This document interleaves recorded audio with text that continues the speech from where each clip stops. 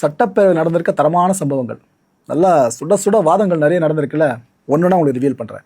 முதல்ல நீங்கள் பார்க்க போகிறது, போதை தடுப்புக்கு திமுக பெருசாக அந்த ஆக்ஷன்லாம் எடுக்கல அப்படின்னு போகிற போக்கில் ஒரு விஷயத்த சொல்லிட்டாருங்க அமைச்சர் விக்னேஷ்.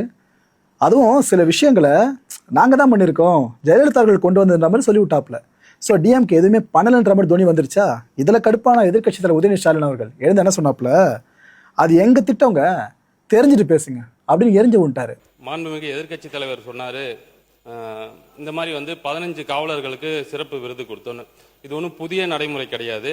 வருடா வருடம் புரட்சி தலைவி அம்மா காலத்திலிருந்தே இது கொடுத்துட்டு தான் வராங்க. அதனால போதை தடுப்புக்கு எந்த ஒரு நடவடிக்கையும் எடுக்கல. எதை வச்சு சொல்றேன்னா, அந்த கஞ்சா உட்பட பல பொருட்களை பறிமுதல் பண்ணாங்க. நாங்க இந்த 100 நாட்கள் அதை விட அதிகமா நம்ம தமிழக வெற்றி கழகம் ஆட்சி பறிமுதல் பண்ணியிருக்கு. அதுக்கான டேட்டாவை மானிய கோரிக்கையில நிச்சயம் நாங்க சொல்லுவோம். மாண்புமிகு எதிர்க்கட்சி தலைவர் முடிச்சிடலாம், 1 மணி நேரம் சொல்லுங்க. என்ன தவறான தகவலை இங்க பதிய வைக்கிறீங்க? இந்த திட்டத்தை கொண்டு வந்தது எங்களோட தலைவர் 2023ஆம் ஆண்டு தான் அறிமுகப்படுத்தப்பட்டது. எல்லாம் தெரிஞ்சுட்டு பேசுங்க. ஒரு டிபேட் ரொம்ப நாளாக போயிட்டு இருந்துச்சு, கவனிச்சிங்களா சோஷியல் மீடியாவில்? அது என்னங்க, சிஎம் உள்ள வராப்புல என்ட்ரி கொடுத்ததும் எல்லாருக்கும் வணக்கம் வைக்கிறாரு. ஆனால் எதிர்க்கட்சி தலைவர் உதயநிதி ஸ்டாலின் அவர்கள் மட்டும் ஒரு மாதிரி உட்காந்துருக்காரு. ஒரு பண்பு வேணாமா, இப்படிலாம் இருக்கலாமா? சிஎம் வந்தால் உள்ள எழுந்து நிற்கணும் தானே, அதே அவர் நிற்கலன்ட்டு அது சட்டமாக பல பேர் நினச்சி பேச ஆரம்பிச்சிட்டாங்க. அதுக்கு ஒரு தெளிவான விளக்கம் அவையில் கிடச்சிச்சிங்க. இந்த விளக்கம் கிடைக்க காரணம் யார் தெரியுமா? அறநிலைத்துறை அமைச்சரான ரமேஷ் அவர்கள். இவர் என்ன சொன்னார், சிஎம் அவர்களுக்கு எதுக்காக எதிர்க்கட்சி தலைவர் அவர்கள் உரிய மரியாதை செலுத்துறதே இல்லைன்ற மாதிரி தன்னோட ஆதங்கத்தை பதிவு பண்ண ஆரம்பிச்சிட்டார். ரெண்டாவது டே அவர் கட்சியோட லீடர், இப்போ ஒரு அமைச்சராக இருக்க காரணம் இவங்களோட உழைப்பு, இவங்களோட செல்வாக்கு, இவங்களோட முகம் எதுவுமே கிடையாது. தாவேக்கா பொறுத்த வரைக்கும் விஜய் என்ற அந்த ஒற்றை நபர் மட்டும்தான். அவரால் தான் இத்தனை பேர் அங்கே அமைச்சராக இருக்காங்களா, அதில் மாற்று கருத்துல இல்லை. ஓகே, ஸோ அந்த விசுவாசம் கருதி அவர் இந்த வார்த்தைகளை சொன்னாப்புல. உடனே அண்ணவோ பன்னீர்செல்வம், சட்டப்பேரவையில் அவருக்கு தெரியாத விஷயமா, அவருக்கு இல்லாத அனுபவமா, அவர் என்ன சொல்ல ஆரம்பிச்சிட்டாரு, ஏங்க இந்த பேரவையில் எல்லாரும் எழுந்து நின்று மரியாதை செலுத்துறோம் அப்படின்னா அது சபாநாயகர் அவர்களுக்கு தான். ஸோ பேரவை தலைவருக்கு மட்டும்தான் எழுந்து நிற்கணுமே தவிர எதுக்குங்க மற்ற விஷயன்ற மாதிரி அவரு சொல்லிட்டாருங்க. ஸ்கோர் பண்ணிட்டாப்புல. இன்னும் உங்களுக்கு ஓப்பனாக சொல்லணும், இதுக்கப்புறமா சபாநாயகர் என்ன தெரியுமா சொன்னார், சிஎம் வர்றப்போ கட்டாயமாக எழுந்து நிற்கணும் அப்படின்ற அவசியம் இல்லைன்னு சொல்லிட்டு ஒரு விளக்கத்தையும் பதிவு பண்ணாப்புல சபாநாயகர் பிரபாகர் அவர்கள். சட்டமன்றத்தின் முதல் முறை உறுப்பினராக இருக்கக்கூடிய நான் ஒரு சிறிய வேண்டுகோளையும் வைத்துக் கொள்றேன் இந்த நேரத்தில். எப்படி கண்ணியம் குறித்து அண்ணன் எங்களுக்கு எல்லாருக்கும் சொன்னாரோ, அதே போல தங்கள் கட்சியினுடைய மாண்புமிகு எதிர்க்கட்சி தலைவருக்கும் சிறிதளவு அதை நீங்கள் சொல்லிக் கொடுக்க வேண்டும் அப்படின்னு நான் கேட்டேன். ஏன் அப்படின்னா, ஏன் சொல்றேன் ஏன்னு சொல்றேன், காரணத்தை சொல்றேன். 8 கோடி மக்களின் பிரதிநிதியாக இருக்கக்கூடிய மாண்புமிகு முதலமைச்சர் அவர்கள் அவைக்குள்ளே வரும் பொழுது அமர்ந்திருக்கக்கூடிய எதிர்க்கட்சி தலைவருக்கு அந்த கண்ணியத்தை சொல்லிக் கொடுத்து 8 கோடி மக்களின் முதலமைச்சருக்கு அந்த மரியாதையை தர வேண்டும் என்ற கண்ணியத்தை சொல்லித்தர வேண்டும் என்பதை பேரவைத் தலைவர் வாயிலாக தெரிவித்துக் கொள்கிறேன். ஸோ இதுக்கப்புறம் இந்த எழுந்து நிற்கிற சார்ந்த டிபேட்டு சோஷியல் மீடியாவில் ஓடாதுன்னு நினைக்கிறேன். ரைட்டு, இதுக்கு முன்னாடி மைக் வேணாப்பா அப்படின்ட்டு மறுக்கப்பட்ட அமைச்சர்கள்லாம் 2 பேரும் சொல்லுவோம். ஒருத்தர் நிர்மல்குமார், இன்னொருத்தர் ஆதவர்ஜுனா, அமைச்சர்கள் 2 பேரும்.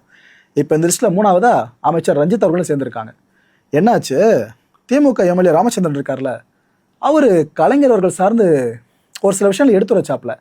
அதாவது எங்கள் சுதந்திர தின கொண்டாட்டம் நடந்துச்சு, சிஎம் கொடிலாம் ஏற்றினாப்புல, எல்லாரும் அங்கே இருந்தீங்க அமைச்சர்கள்லாம். அந்த டைமில் கலைஞர் அவர்களை பற்றி ஒரு விஷயம் பேசியிருக்கலாமேங்க ஒன்றாச்சும். ஏன்னா இப்போ எல்லா மாநிலங்கள்லையும் சுதந்திர தினம் சார்ந்து கொடி ஏற்றுறீங்கன்னா அதுக்கு காரணம் கலைஞர் தாங்க, அவர் இல்லைன்னா எப்படிங்கிற சாத்தியன்ற மாதிரி உணர்ச்சிவசப்பட்டு பேச ஆரம்பிச்சிட்டாப்புல. கூடவே என்ன சொல்லிட்டாரு, அப்பாவை காணோம் அப்படின்னு சொல்கிறீங்களா, அவைக்கு அவர் திரும்ப வருவார், வர்றப்போ நீங்களே இருக்க மாட்டீங்க அப்படின்னு கிட்டத்தட்ட ஒரு சபதம் தோணியில் ஆனால் ராமச்சந்திரன் பேசினார். ஆக்சுவலாக அந்த டைம்லேயே பார்த்தீங்கன்னா வனத்துறை அமைச்சர் ரஜித்குமார் இருக்கார்ல, அவர் குறுக்கிட்டே இருந்தார். ஒரு முறை இல்லை 2 முறை இல்லை, திரும்ப குறுக்கிட்டாரு. அவர் கொஞ்சம் எமோட் ஆகிட்டார். ஒரு கட்டத்தில் சபாநாயகர் கடுப்பாயிட்டு, இல்லை அவருக்கு மைக் தராதிங்க அப்படின்ட்டாரு. அமைச்சருக்கு இந்த நிலமாங்க, சபாநாயகரை பாராட்டலாம், இப்படி தான் இருக்கணும். கலைஞரோட கண்ணியத்தை நம்ம பாதுகாத்தே தீரணும்னு அண்ணன் ஓபிஎஸ் இங்கே என்ட்ரி கொடுத்து பேச ஆரம்பிச்சிட்டாப்புல. ஒரு சட்டமன்ற உறுப்பினரோடு திமுக இருந்த வரலாறு இந்த சட்டமன்றத்தில் உண்டு. ஒரே ஒரு சட்டமன்ற உறுப்பினரோடு திமுக எப்படி விழுமோ, விழுந்த வேகத்தை அப்படியே எழுந்திருக்கக்கூடிய கட்சி தான் திமுக. மாண்பு அவை முன்னவர். மாண்புமிகு பேரவைத் தலைவர் அவர்களே, ஒரு சட்டமன்ற உறுப்பினரை ஆரம்பித்து ஆட்சி நடத்திய நீங்கள் இன்று எதிர்க்கட்சியிலே அமர்கிற நிலையை தமிழ்நாட்டு மக்கள் உருவாக்கி விட்டார்கள், இனி உருவாக்கி கொண்டே இருப்பார்கள். மாண்புமிகு முன்னாள் முதலமைச்சர்.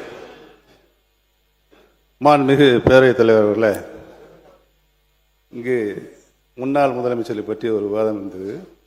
புரட்சி தலைவர் எம்ஜிஆர் அவர்கள் முதலமைச்சராக இருந்த நேரம் அவருடைய தலைமையின் இங்கு சட்டமன்ற உறுப்பினராக இருந்தவர் முத்தமிழறிஞர் அவரை பற்றி அவர் பெயரை சொல்கின்ற பொழுது புரட்சி தலைவர் அவர்களை எழுந்திருந்து சபையில் அந்த உறுப்பினரை பார்த்து கலைஞர் என்று தான் நீ சொல்ல வேண்டும், நீ வாபஸ் வாங்கு, மன்னிப்புக்கள் என்று சொன்னார்கள். அந்த மாதிரி கண்ணியமிக்க சபைகள் இந்த சபையில் நம்மளுக்கு முன்னாலே வழிவகுத்து தந்தவர்கள். ஆட்சிய கண்ணியத்தை நாம் காப்பாற்ற வேண்டும் என்று அனைத்து உறுப்பினருக்கும் நான் கேட்டுக்கிறேன். இவ்வளவு விஷயம் நடந்துருச்சு. சிஎம் அவர்கள் என்ன ரியாக்ட் பண்ண போறாங்கன்னு எல்லாம் எதிர்பார்த்தோம். அவர் என்ன தெரியுமா பண்ணாரு? ஆக்சுவலா என்ன இப்படி பண்ணிட்டாரு, பயந்துட்டாங்களா அப்படின்னா அதில் எடுத்துக்கூடாது. அப்படி நீங்க சொல்றீங்கன்னா உங்களுக்கு அரசியல் முதிர்ச்சி அவ்வளோதான் இருக்குன்னு அர்த்தம். சிஎம்மோட பண்பு இங்கே நம்ம பெருசாக பார்த்துதாகணும். ஏன்னா மன்னிப்பு கேட்டு பெரிய மனுஷ லெவலுக்கு போகணும். இதுதான் எல்லார்கிட்டையும் எதிர்பார்க்குறோம். தவறுன்னு ஒன்று நடந்தால் அதை ஒத்துக்கிட்டு. அந்த வகையில் அமைச்சர் ரஞ்சித்குமார் பேசினார் பார்த்தீங்களா, கருணாநிதின்ற பேரை மென்ஷன் பண்ணி, கலைஞர்னு இல்லாமல். சிஎம் விஜய் அவர்கள் ஸ்டேஜில் பேசும்போது கவனிச்சிருக்கீங்களா, அவர் எந்த வார்த்தை பார்த்து பயன்படுத்துவார்னு சொல்லிட்டு. ஆனால் இவரை அவங்க கட்சியை சேர்ந்தவங்க எந்த அளவுக்கு ஃபாலோ பண்ணுறாங்க, அந்த கேள்வி இப்போ வந்திருக்கு இந்த பேச்சுகள் மூலமாக. சிஎம் அவர்கள் எழுந்து மன்னிப்பு தெரிவிச்சாருங்க. இல்லை அவரோட பேசிடக்கூடாது, கருணாநிதி அப்படின்னு சொன்னது தப்பு தான், அவர் பேசினதுக்காக நான் மன்னிப்பு கேட்டுக்கிறேன்னு சிஎம் அவர்கள் சொல்லியிருக்காங்க. அவங்க கட்சியில் இருக்க ஒருத்தர் அமைச்சர் அவர் பேசினதுக்காக அவர் தன்னோட மன்னிப்பாங்க பதிவு பண்ணியிருக்காரு. அப்போ அவரோட முகம் தர்ம சங்கடத்துக்குள்ளானதை பார்க்க முடியுது. இந்த சங்கடத்தை கொடுக்கறதுக்கு அமைச்சர்கள்லாம் தேர்வு பண்ணி வச்சிருக்காரு. ஸோ பார்த்து வார்த்தைகளை விடணும். ஏன்னா தெரியுது பொறுப்புக்கு வந்திருக்கீங்க, அமைச்சர்கள் லெவலுக்கு வந்துட்டீங்க. ஆனால் அவங்க முன்னாடி இருக்கிறவங்களாம் அரசியலே பழந்துன்னு கொட்டை போட்டு அவ்வளோ பேர் இருக்காங்க. நீங்கள் அவங்களுக்கான மரியாதை கொடுக்குறீங்களோ இல்லையோ, ஆனால் இதுக்கு முன்னாடி இருந்த அரசியல் அச்சாணிகளாக இருக்காங்களா பல பேருமே, அவங்க சார்ந்த மரியாதை கொடுக்கல தப்பு இல்லைன்னு நினைக்கிறேன். அதுதான் சிஎம் அவர்கள் அங்கே மன்னிப்பாகவே கன்வே பண்ணியிருக்காங்க. கூட என்ன சொல்லியிருக்காப்புல, 5,000 ரூபாய் அப்படின்ற கடன் தள்ளுபடி இருக்குல்ல, இதை 75,000 ரூபாய் உயர்த்தினாங்க. ஞாபகம் இருக்கா ரீசெண்டாக? அதை அஃபிஷியலாக சிஎம் அவர்களே பேரவையில் அனௌன்ஸ் பண்ணிட்டாங்க. இன்டர்நேஷனல் போதைப் பொருள் கடத்தல் மன்னன் ஜாஃபர் சாரிக் என்ற நபர் டெல்லியில் கைது செய்யப்பட்டார். அவருடனும் அப்போது இருந்த முதல்வர் குடும்பம் முதல் அமைச்சர்கள் வரை அதிகாரிகள் வரை அனைவரும் எவ்வளவு தூரம் தொடர்பில் இருந்தாலும் எல்லாருக்கும் தெரியும். இதுவரை அந்த நபர் சம்பந்தப்பட்ட எந்த வழக்கும் தமிழ்நாட்டில் பதிவு செய்யவில்லை. அந்த சம்பந்தப்பட்ட நபர் மீது அப்படி ஒரு குற்றச்சாட்டை எழுந்ததுமே எங்களுடைய தலைவர் அவர்கள் உடனடியாக அவரை கைது செய்து அவருடைய கட்சியிலிருந்தே உடனடியாக நீக்கிவிட்டோம். ஒரு அமைச்சரே ஐபிஎல் மேட்சில் பவுடர் நுணுக்கிக்கிட்டு மாத்திரை நுணுக்குனு கதை விட்டாரு. அவர்கிட்ட உங்களுடைய காவல்துறை ஏதாவது விசாரணை நடத்துச்சா? அவர் மேல ஏதாவது நடவடிக்கை எடுத்திருக்கீங்களா? இதுக்குரிய ஆதாரங்கள்லாம் நீங்க இல்லாம நீங்க பேசக்கூடாது. அமைச்சர் அவர்கள் பேசுறதுக்கு ஏதாவது ஆதாரம் கேட்டிருக்கீங்களா? அமைச்சர் அவர்கள் பேசுறதுக்கு ஏதாவது ஆதாரம் இருக்கா? நாங்கள் உடனடியாக கைது செய்யப்பட்டிருக்கோம், ஒரு கட்சியிலிருந்து நீக்கி இருக்கிறோம். உங்களுடைய அமைச்சர் ஐபிஎல் மேட்ச்ல பவுடர் நுணுக்கிட்டு இருந்ததை இன்றைக்கு உலகமே பார்த்துச்சு, பல்வேறு விமர்சனங்கள் வந்துச்சு. குழந்தைக்கு மாத்திரை கொடுத்தேன்னு கதை விட்டாரு. அதற்காக ஏதாவது விசாரணை நடத்திருக்கிறீங்களா? புகார் எடுத்திருக்கிறீங்களா? ஏதாவது நடவடிக்கை எடுத்திருக்கீங்களா? கேட்க விரும்புகிறேன். அதாவது ஸ்டேடியம்ல இருந்து இந்த மாதிரி நடந்ததுக்கான விளக்கத்தை ஆல்ரெடி அளித்தாச்சு. அதுல அவங்களுக்கு பல்வேறு முரண்பாடுகள் இருக்கலாம், பல்வேறு கருத்துக்கள் இருக்கலாம். அப்படி இவங்க சொல்றாங்கன்னா அந்த சமயத்துல திராவிட முன்னேற்ற கழகத்தின் ஆட்சி தான் நடந்தது. அப்போ ஸ்டேடியம் வாசல்ல இருந்து இவங்க எல்லாம் வந்து அந்த மாதிரியான போதைப் பொருள் வித்தாங்கன்னு சொல்லி ஒத்துக்கிறாங்களா? அப்போ அதனால ஆதாரம் இல்லாமல் விளக்கம் கொடுத்ததுக்கு அப்புறமா தேவையில்லாத பேச எனக்கு கூட தான் வந்து இப்ப செய்திகள்ல நீங்க சொல்லக்கூடாதுன்னு சொல்றீங்க. என்னோட அதாவது என் துறையை சார்ந்த கிட்டத்தட்ட அரசு வேலை கொடுக்கறதா சொல்லி 888 கோடி ஊழல் பண்ணிருக்காங்க. எனக்கு பல்வேறு முரண்பாடுகள் இருக்கு. அதனால விளக்கம் அளித்ததுக்கு அப்புறம் அது மாதிரி தேவையில்லாத விஷயங்களை கருத்துக்களை தெரிவிக்க வேண்டாம் என்றது பேரவை வாயிலாக நான் தெரிவித்துக் கொள்கிறேன். ஒரு கேஸ் பதிவு பண்ண சொல்லி இடி சொன்னாங்கன்னு சொல்லி பெர்சீவ் பண்ணி அது வேலை கோர்ட்ல இருக்கு சப்ஜெக்ட். கோர்ட்ல இருக்கிற சப்ஜெக்டை இவர் கூப்பிட்டு பேசுறது எப்படி சரியா இருக்குமா? ஃபுல் விளக்கம் நான் சொல்ல முடியுமா அதுக்கு? எனவே அதை அவை குறிப்பில் இருந்து நீக்க வேண்டும். ஒன்று. ரெண்டு, அவரை பத்தி சொன்னதுக்கு நீங்க பதில் சொல்லுங்க. அதை விட்டுட்டு ஏன்டானா நீங்க மத்தவனை பத்தி பேசிருக்கீங்க. உன்ன நீங்க எடுத்தீங்களே அந்த கார்டுல தண்ணீங்களே அது என்னன்னு சொல்லுங்க. பள்ளிக்கல்வித்துறை அமைச்சர். போதைப் பொருள் ஒழிப்பு மற்றும் சட்டவிரோத கடத்தல் தடுப்பு பணியை சிறப்பாக மேற்கொள்ளும் காவலர்களுக்கு 2 நாட்களுக்கு முன்பு நம்முடைய முதலமைச்சர் அவர்கள் விருதெல்லாம் வழங்கியிருக்கிறார். விருது எதற்காக பார்த்தீங்கன்னா, போதைப் பொருள் ஒழிப்பு மற்றும் சட்டவிரோத கடத்தல் தடுப்பு நடவடிக்கையை சிறப்பா மேற்கொண்டதற்காக கடந்த ஒரு வருடமாக சிறப்பா பணியாற்றியதற்காக 15 காவல்துறை அதிகாரிகள் மற்றும் காவலர்களுக்கு முதலமைச்சர் அவர்களே விருது கொடுத்திருக்கிறாங்க.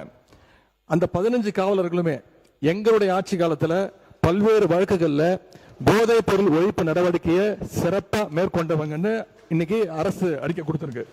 மாண்புமிகு எதிர்க்கட்சி தலைவர் சொன்னாரு, இந்த மாதிரி 15 காவலர்களுக்கு சிறப்பு விருது கொடுத்தோன்னு. இது ஒன்றும் புதிய நடைமுறை கிடையாது. வருடா வருடம் புரட்சி தலைவி அம்மா காலத்திலிருந்தே இது கொடுத்துட்டு தான் வராங்க. அதனால போதை தடுப்புக்கு எந்த ஒரு நடவடிக்கையும் எடுக்கல. எதை வச்சு சொல்றேன்னா, அந்த கஞ்சா உட்பட பல பொருட்களை பறிமுதல் பண்ணாங்க. நாங்க இந்த 100 நாட்கள் அதை விட அதிகமா நம்ம தமிழக வெற்றி கழகம் ஆட்சி பறிமுதல் பண்ணியிருக்கு. அதுக்கான டேட்டாவை மானிய கோரிக்கையில நிச்சயம் நாங்க சொல்லுவோம். தவறான தகவலை இங்க பதிய வைக்கிறீங்க. இந்த திட்டத்தை கொண்டு வந்தது எங்களுடைய தலைவர் 2023ஆம் ஆண்டு தான் அறிமுகப்படுத்தப்பட்டது. எல்லாம் தெரிஞ்சுட்டு பேசுங்க. முன்னாள் முதலமைச்சரை பற்றி ஒரு விவாதம் இருந்தது. புரட்சி தலைவர் எம்ஜிஆர் அவர்கள் முதலமைச்சராக இருந்த நேரம் அவருடைய தலைமையின் கீழ் இங்கு சட்டமன்ற உறுப்பினராக இருந்தவர் முத்தமிழறிஞர் அவரை பற்றி அவர் பெயரை சொல்கின்ற பொழுது புரட்சி தலைவர் அவர்களை எழுந்திருந்து சபையில் அந்த உறுப்பினரை பார்த்து, கலைஞர் என்று தான் நீ சொல்ல வேண்டும், நீ வாபஸ் வாங்கு, மன்னிப்புக்கள் என்று சொன்னார்கள். அந்த மாதிரி கண்ணியமிக்க சபைகள் இந்த சபையில் நம்மளுக்கு முன்னாலே வழிவகுத்து தந்தவர்கள். ஆட்சிய கண்ணியத்தை நாம் காப்பாற்ற வேண்டும் என்று அனைத்து உறுப்பினருக்கும் நான் கேட்டுக்கிறேன். சிறிது நேரத்திற்கு முன்பாக பேசிய முன்னாள் முதல்வர், அவையின் மூத்தவர் அண்ணன் OPS அவர்கள் சட்டமன்றத்தின் கண்ணியம் குறித்து நமக்கெல்லாம் சொல்லிக் கொடுத்திருந்தார். உண்மையில் முடிச்சிடறேன், சம்மதம் இல்லைங்க, முடிச்சிடறேன் சொல்லிடுறேன். இல்லை என்ன அதையெல்லாம் முதல் முறையாக சட்டமன்றத்திற்கு உறுப்பினராக வந்திருக்கக்கூடிய நாங்கள் கற்றுக்கொள்ள தயாராக இருக்கிறோம். அதுல எங்களுக்கு எந்த விதமான ஆட்சேபனையும் கிடையாது. அதே சமயத்தில் அண்ணா சொன்ன கடமை கண்ணியம் கட்டுப்பாடு என்பதையே தன்னுடைய மூச்சாக வைத்திருக்கக்கூடிய மாண்புமிகு முதல்வர் அவர்களும் அதற்கான கருத்தை இப்போது தெரிவித்து விட்டார்.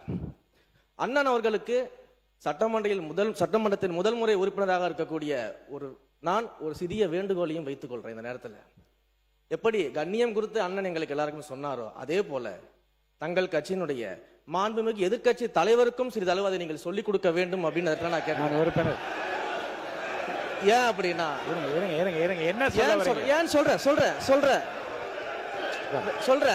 ஏன் காரணத்தை சொல்றேன். 8 கோடி மக்களின் பிரதிநிதியாக இருக்கக்கூடிய மாண்புமிகு முதலமைச்சர் அவர்கள் அவைக்குள்ளே வரும் பொழுது அமர்ந்திருக்கக்கூடிய எதிர்க்கட்சி தலைவருக்கு அந்த கண்ணியத்தை சொல்லிக் கொடுத்து 8 கோடி மக்களின் முதலமைச்சருக்கு அந்த மரியாதையை தர வேண்டும் என்ற கண்ணியத்தை சொல்லித்தர வேண்டும் என்பதை பேரவைத் தலைவர் வாயிலாக தெரிவித்துக் கொள்கிறேன். பேரவைத் தலைவர் அவர்களே, மாண்புமிகு முதலமைச்சர் அவர்கள் மிக சிறப்பாக அதை கையாண்டார். நாங்கள் அதில் மகிழ்ச்சி. ஆனால் நம்முடைய திருச்சி மாவட்டத்தில் வெற்றி பெற்ற அமைச்சர் அவர்கள் அதை எதிர்க்கட்சி தலைவரை பற்றி சொல்வார். நாங்கள் கூட 5 ஆண்டு காலம் முதலமைச்சராக தளபதி அவர்கள் இருந்தார்கள். அப்படி தளபதி நம்முடைய முன்னாள் முதலமைச்சர் அவர்கள் இருக்கிற போது, அவர் வருகிற போது எதிர்க்கட்சியில் இருக்கிற தலைவர் எழுந்ததில்லை. இல்லை, கொஞ்சம் எழுந்ததில்லை. எனவே அது ஒரு குற்றக்குறையாக அல்ல, அவரவருடைய எண்ணம், அவருடைய நடைமுறை. அதானே தவிர அதை சொன்னபோது அது சொன்னது வரைக்கும் நாங்கள் அதில் ஒன்றும் இல்லை. ஆனால் எதிர்க்கட்சி தலைவர் கற்றுக் கொடுக்க வேண்டும் என்றெல்லாம் அவர் சொல்ல வேண்டிய அவசியம் இல்லை. அதான் விஷயம். திருமங்கலம் ஃபார்முலா இருந்து 2026 வரைக்கும் அதாவது ஓட்டுக்கு பணம் கொடுக்கிற அந்த திட்டத்தை அவர் அடுக்கடுக்கா சொல்லிட்டு வந்தாரு. அவர் கருணாநிதி, நம்முடைய முன்னாள் முதல்வர் கருணாநிதி பத்தி அடுக்குமொழியில சொல்லிட்டு வந்தாங்க. இங்க பாருங்க, உறுப்பினர் 2026 ஒரு ரூபாய் கூட ஓட்டுக்கு பணம் கொடுக்காம முதலமைச்சர் வந்திருக்காரு. பணம் கொடுக்காம என்னுடைய காஞ்சிபுரம் சட்டமன்ற தொகுதியில 1500 ரூபாய் குத்தி ஓட்டுக்கு மொத்த ரூபாய் கொடுக்கல. வனத்துறை அமைச்சர் உட்காருங்க. மாண்புமிகு முதலமைச்சர் அவர்கள் லஞ்சம் இல்லாமல் நல்லதே செய்து கொண்டிருக்கிறார். வனத்துறை அமைச்சர் உட்காருங்க. அவர் குற்றச்சாட்டு சொல்லி அவைக்குள் நீக்கப்படுகிறது. அமைச்சர்கள் பதில் சொல்கிற போது திராவிட முன்னேற்ற கழகத்தை பற்றியும் திமுக தலைவரை பற்றியும் அவர்களுக்கு என்ன மனதில் பட்டதோ அதை சொல்கிறார்கள். நீங்கள் அது தவறு என்று சொல்லி நீக்குகிறீர்கள். ஆனால் நேரடியாக லைவ் போய் கொண்டிருக்கிறது. அந்த காலத்தில் லைவ் வந்து நேரடியாக கண்ட்ரோலில் இருக்கும், பத்திரிகையெல்லாம் வராது. இப்போ நீங்கள் நீக்கினா பத்திரிகைகள் தான் வராது. மேலும் காலையிலிருந்து வனத்துறையை பற்றி அவ்வளவு பெரிய விவாதங்கள் நடைபெற்றது. வனத்துறை அமைச்சர் அப்போது வாயை துறக்கவில்லை. சம்பந்தமே பண்ணால் பெரிய இருக்கிற எங்களை விட சீனியர் செங்கோட்டையன் எனக்கு முன்னால் சட்டமன்றத்துக்கு வந்தவர். அவருடைய துறையிலே அவர் வந்து தலைவருடைய பெயரை சொல்லி இப்படியெல்லாம் பேசுவது என்ன நியாயம்? அப்படி பேசுகிற போது மீண்டும் இவர்களும் பேசினால் நீங்கள் சபையை எப்படி நடத்த முடியும் என்பதை கேட்டு மக்களை இந்த கான்டென்ட் பொறுத்தவரை மனசுல ஒரே ஒரு வினாதான் இருக்கு. முடிஞ்சதுக்கான பதில்களை கீழே கமெண்ட் செக்ஷன்ல கமெண்ட் லீவ் பண்ணுங்க. சிஎம் விஜய் அவர்கள் அவையில பகிரங்கமா மன்னிப்பு தெரிவிச்சாங்களே, இதை பத்தி நீங்க என்ன நினைக்கிறீங்க?